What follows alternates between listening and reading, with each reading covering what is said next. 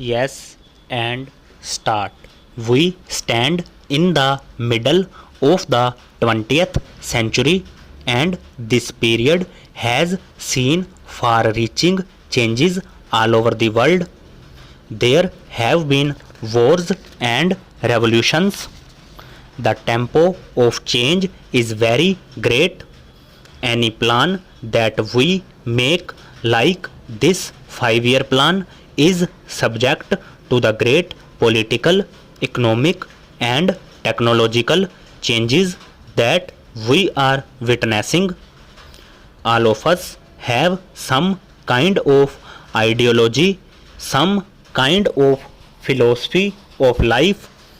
We may not be philosophers, but without some kind of philosophical or ideological approach, we would have no yardstick to measure things by, and yet our ideologies and philosophies of life somehow do not fit in with this middle of the 20th century.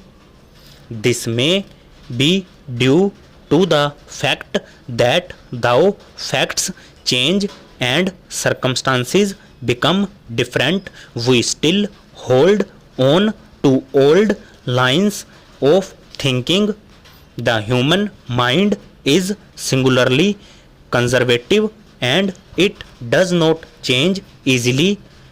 We hold on, if I may venture to say so, to some out of date philosophical or ideological approaches.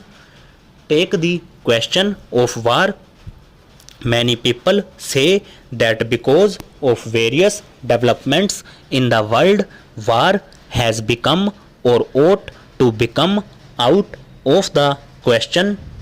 War was useful, whether good or bad, if it helped you to realize your objective.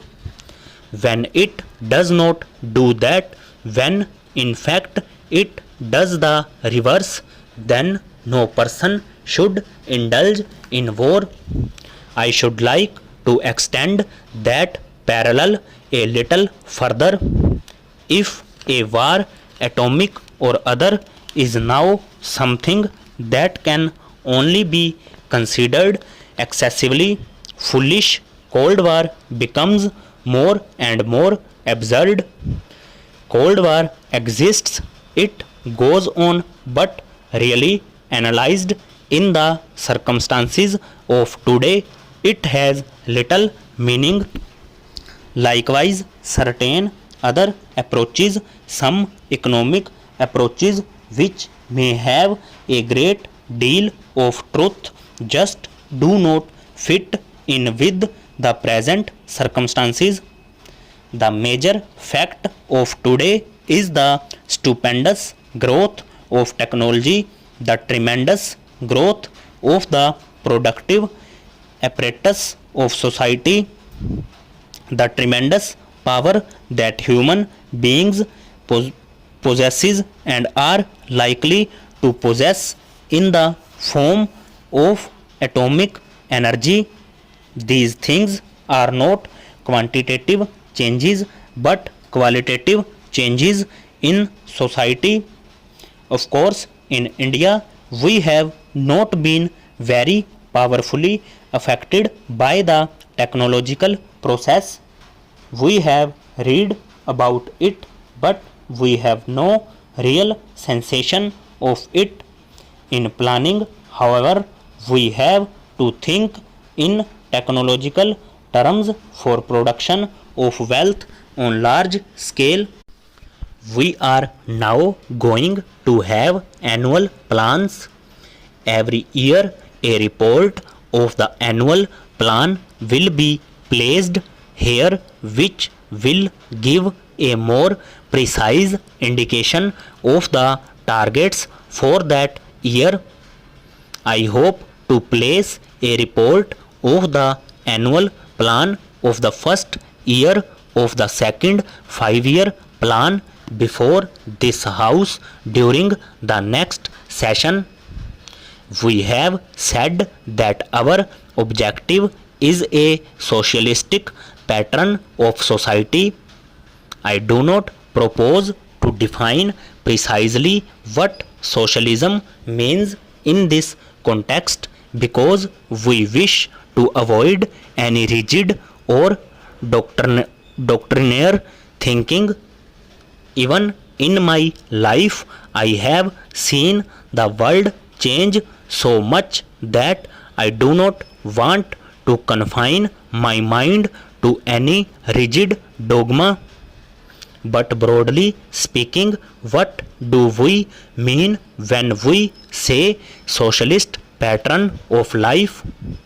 We mean a society in which there is equality of opportunity and the possibility for everyone to lead a good life. Obviously, this cannot be attained unless we produce the wherewithal to have the standards that a good life implies. We have therefore to lay great stress on equality, on the removal of disparities, and it has to be remembered always that socialism is not the spreading out of poverty. The essential thing is that there must be wealth and production. There is a good deal of talk about ceilings, and one naturally tends to agree with it because one wants to remove disparities.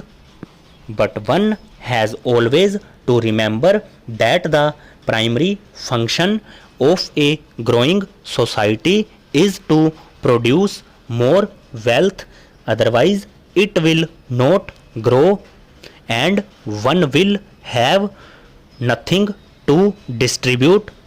If in the process of fixation of ceiling or in any other method of producing some kind of equality, you stop this process of wealth accumulation, then you fail in your objective. Therefore, whether it is in industry or agriculture, the one and the primary test is whether you are adding to the wealth of the country by increasing the production of the country. If not, you become stagnant in that field.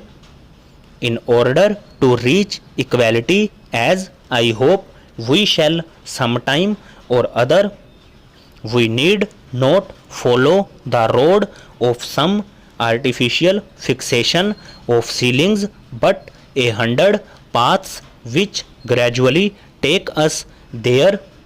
An artificial attempt may indeed prevent us from reaching it. Remember this while we plan, while we work, our population also grows. I gave the house just now the estimated figure of our national income in the next 20 years. By the end of that period, the population of India will be round about 500 million. This rate of population growth is not that very great. Stop.